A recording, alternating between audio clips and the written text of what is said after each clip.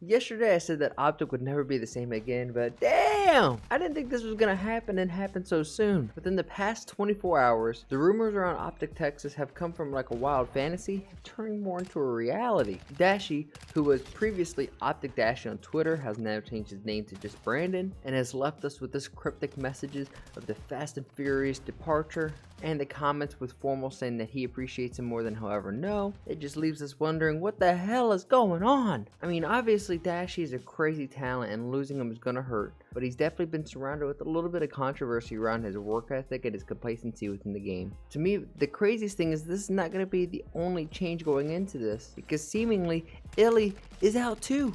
And I guess the ideal outcome for OpTic out of this, and the rumor has, is that it's going to be a team up of Scump and Shotzzy, Arcitys, and Pred. Granted, that lineup sounds really nasty, but I can only see one possible way that this actually comes out. The only way I see it panning out is OpTic is going to have to trade Illey plus Cash to LAG for Alec, who is on a 3-year contract, and then they're going to have to duplicate and do that same thing with Dashy and give Dashy plus some cash over to Seattle for Pred.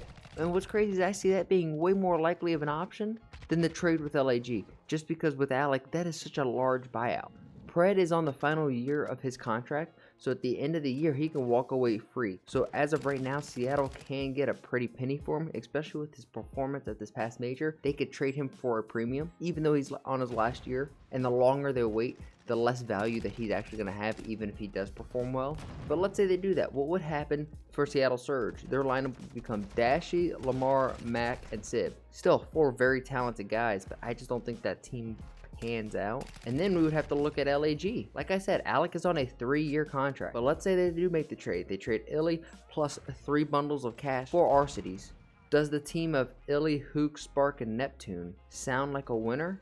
I mean, honestly, saying that out loud, it doesn't sound terrible, but it also doesn't seem like a team that's going to win the major. But if they do mix some of the challengers players that they have, like Joe Deceives, try to throw him in the mix, I think they could create a competitive pro team. Because if you didn't know, the LAG Academy team won the past major. And you know, if you don't watch the Flank live on Twitch or watch the recaps the next day on YouTube, I feel like you're just missing out on such a large part of the Call of Duty community. Tommy, aka Zuma, and Benjay Nassim put on a very good product, a very good show, and they have characters like Patty Aches and Haggy come on that just give the show some good life, you know? But on a recent episode of The Flank, they talked about how Biffle got offered a spot within the league. Granted, it was a sub spot, but still, this just made me think about the situation that happened in this past July. All right, and then let's move on.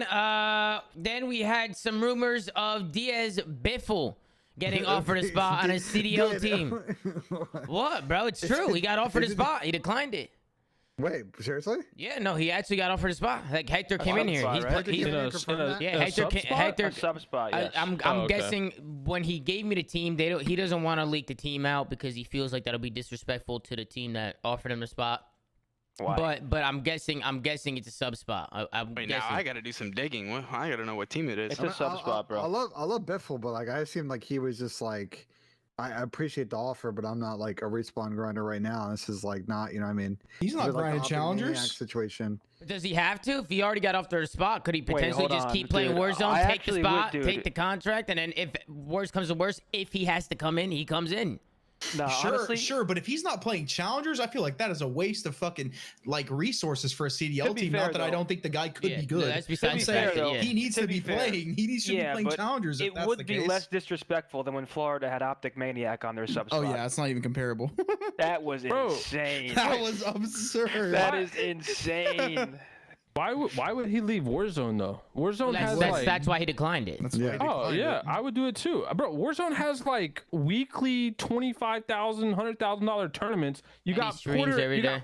You got Porter and Blast winning the Mountain Dew double drop. Like I just saw it on my. If I'm Biffle, I'm staying and running pockets in Warzone for sure.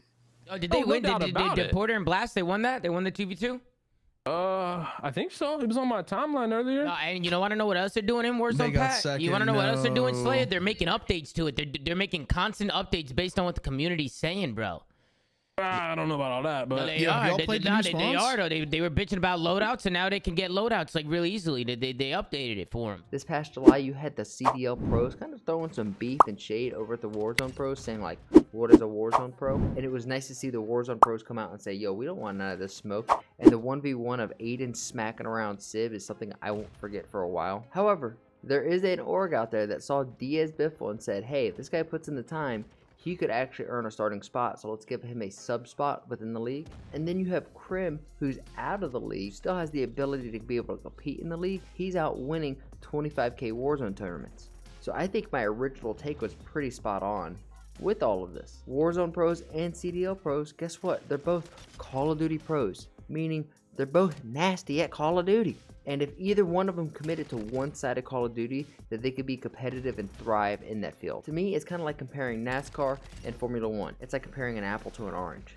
Both are excellent drivers who could drive a car way better than you and me. But comparing them to each other is like comparing them to an apple and an orange. I just think you have to respect the drivers and the players enough to say, hey, if one committed themselves to playing Warzone or one committed themselves to playing in the CDL and the respawns, that they can compete at the highest level. But honestly, this is where I want to turn to you guys. What do you think of this? What makes a Call of Duty pro? And I didn't even think about this until now, but which one is better? I mean, I think that's more of a perspective answer. If you're on the side of how can I earn the most amount of money, I think the clear-cut answer is Warzone. But assuming you had the ability, which one would you rather be a pro in? Would you rather be a CDL pro or a Warzone pro? I think y'all know my answer, but I'm curious, what is yours? If you've made it to this point in the video, please like and subscribe. At 500 subscribers, I'm giving away a copy of Modern Warfare 2. I upload daily videos around my thoughts and opinions about gaming, leaks, news, rumors, and updates. Share this video with your friends, that way you guys stay in the loop. Thank you for doing so. Here's a picture of my dog Annie. She's my buddy, she is my pal, she is my sweet little girl. I challenge all of you, make somebody laugh today, and I'll catch you guys in the next one. Peace.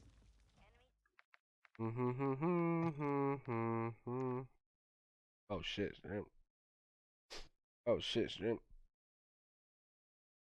What if I just use a code, you know? Bro, chill. He's spamming OpTic Texas logos, man. Fuck. Like, if you guys want, I'll be a sub for there. Like,